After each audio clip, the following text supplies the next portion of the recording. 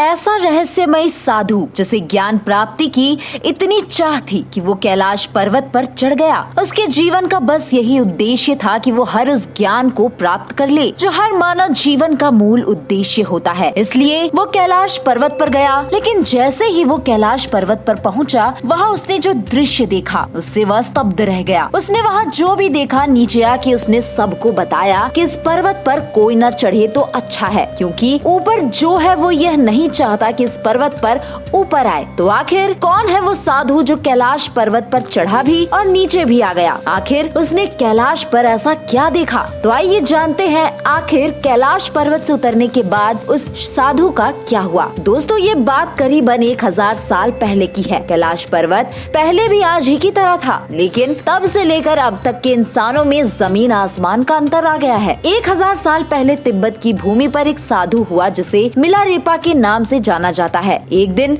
उनके जीवन में एक ऐसी घटना घटी जिसने उनसे उनका पूरा परिवार छीन लिया और वो इस घटना का जिम्मेदार खुद को मानते थे। इसलिए उन्होंने अध्यात्म की शरण ली।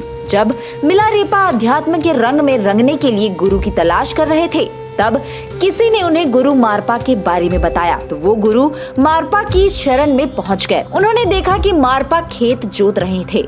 मिलारेपा भी उनके साथ खेत जोतने लगे। मारपा कुछ देर के बाद वहाँ से चल गए और मिलारेपा वहाँ अपना काम खत्म करके उनके पास पहुँचे। मारपा ने उनसे कई शारीरिक श्रम करवाया। मिलारेपा सब कुछ करते रहे। फिर मिलारेपा ने उनसे ज्ञान देने की विनती की तो मारपा ने कहा कि मैं तुम्हें ज्ञान दे सकता हूँ, पर अपने रहने खाने की व्यवस्था तुम्हें खुद करनी होगी। मिलारेपा ने बात मान ली और भोजन का इंतजाम करने के लिए भिक्षा मांगने निकल पड़े। उन्होंने एक बार में ही कई दिनों का भोजन इकट्ठा कर लिया। वो अन्न का बोरा लेकर मारपा के घर पहुँचे और जोर से पटक दिया। मारपा अन्न के अपमान से नाराज हो गए और उसे बाहर निकाल दिया। मिलारेपा ने क्षमा मांगी, पर मारपा ने उससे कहा कि अब वो घर के बाहर के काम करेगा और अभी उसे ज्ञान नहीं मिलेगा। इसके बाद मिलारेपा घर के बाहर के काम करने लगा और इसमें उसने 13 साल निकाल दिए। मिलारेपा जब भी सत्संग में बैठने की कोशिश करते तो मारपा उन्हें बाहर निकाल देते। इसके बाद भी मारपा ने सालों तक मिलारेपा से कठोर व्यवहार किया। वो सबको ज्ञान देते रहे, पर मिलारेपा की हमेशा उपेक्षा की। सबसे तंग आकर एक दिन मिलारेपा ने आत्महत्या करने का फैसला किया। पर जब वो आत्महत्या करने जा रहा था तो वहाँ आकर उसके गुरु मारपा ने उसे रोक लिया और कहा कि अब तुम्हें सही मायने में पश्चाताप हो रहा है, अब मैं तुम्हें दिशा दे सकता हूँ। कहते हैं कि गुरु से दीक्षा मिलने के बाद मिलारेपा उन्हीं के सानिध्य में रहे।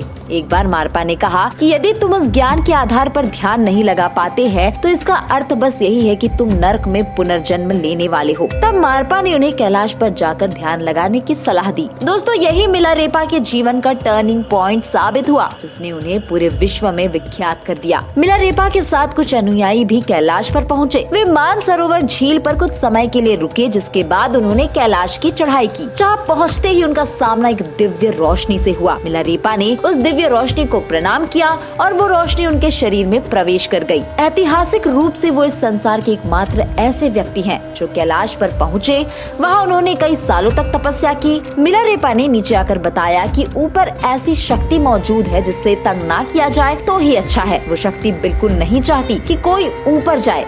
ये उस शक्ति पर निर्भर करता है कि ऊपर कौन आएगा और कौन नहीं। आपको जानकर हैरानी होगी कि मिलारेपा के गुरु मारपा भी मिलारेपा के शिष्य बन गए थे। हालांकि कुछ कहानियाँ इससे अलग भी मिलती है। कहा जाता है कि मिलारेपा कैलाश पर तो गए थे, पर वे अपने बोलने की शक्ति खो चुके थे। दावा भी किया जाता है कि उन्होंने वहाँ कुछ ऐसा अलौकिक देख लिया जिसका रहस्य ये दुनिया स्वीकार ही नहीं कर सकती थी। इसलिए वो समाधि लेने तक मौन रहे और कैलाश का रहस्य भी उनके साथ ही चला गया। दोस्तों, आप इस पर क्या सोचते हैं? हमें कमेंट करके जरूर बताएं।